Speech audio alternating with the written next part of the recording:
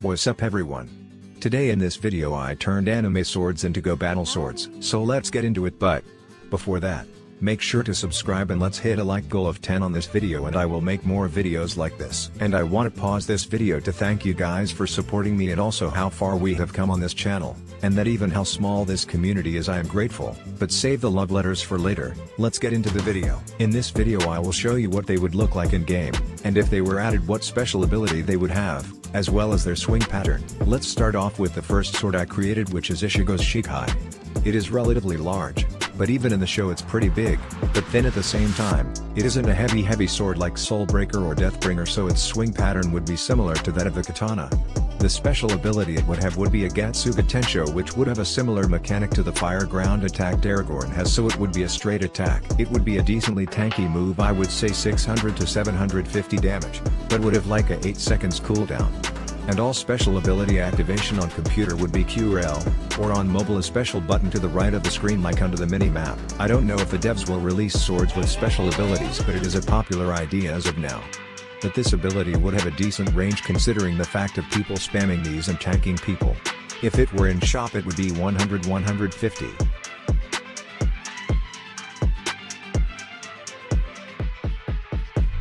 The next sword I decided to do was Zabimaru aka Renji's Shikai, once again from Bleach.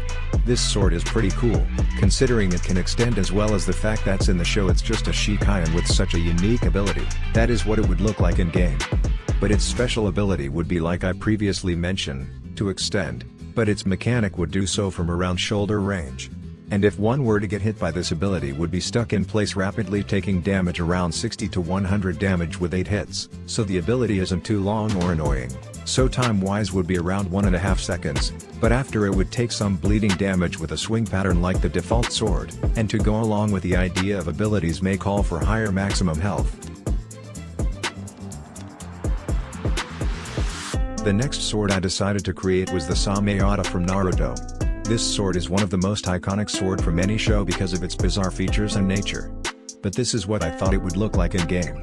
Its swing pattern would definitely be something like a trident, but instead of the upward slash, it should be a low slash like the first swing of the sting. Its special ability I didn't think would be an attack made by the weapon, but when the player activates this, they would merge with the sword and appear in a shark-like form like in the show. But this mode would have increased speed, attack, and defense, and instead of the sword you could do a charge attack or a melee attack. This would be an expensive sword in the shop, either near the amount of wings or maybe more, because how useful this sword would be not only in PvP, but also in dungeons, but tournaments is something also to consider with adding special abilities. The next sword I created was Mihawk's sword, known as the Yoru from One Piece. This sword is one of my favorites, and took the longest to make but was the funnest to design. This sword in the show is very powerful and another iconic sword. But this is what it would look like in game. It is a large sword, but like many of these swords aren't meant to be big swords, so its swing pattern would be the exact same as the sting, simply because in the show Mihawk utilizes the sword in combat in many attacks. Its special ability would be like Ichigo's Shikai but a little less tankier, but would do 3 slashes which are not long range but the exact same range as the ground attack Aragorn does, but in 3 quick slashes. This ability would have a 20 seconds cooldown considering how overpowered it is. And its cost would be 750, which is the same amount as the expendant.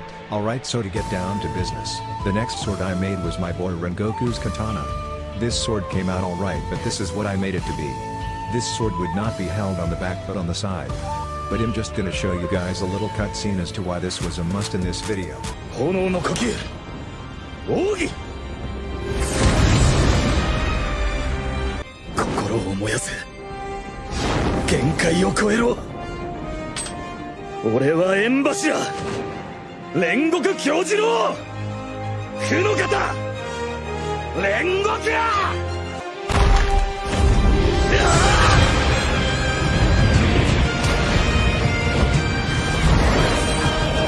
But yeah, on with the video. Its swing pattern would be the exact same as the katana since they are like the same weapon. Its special ability would be like in the video.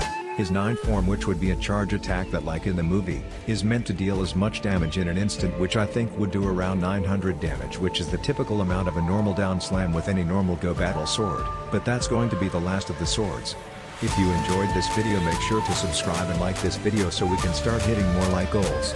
And while you are at it, comment down below which one of these swords was your favorite or any weapons you would like me to create in the future or any other suggestions.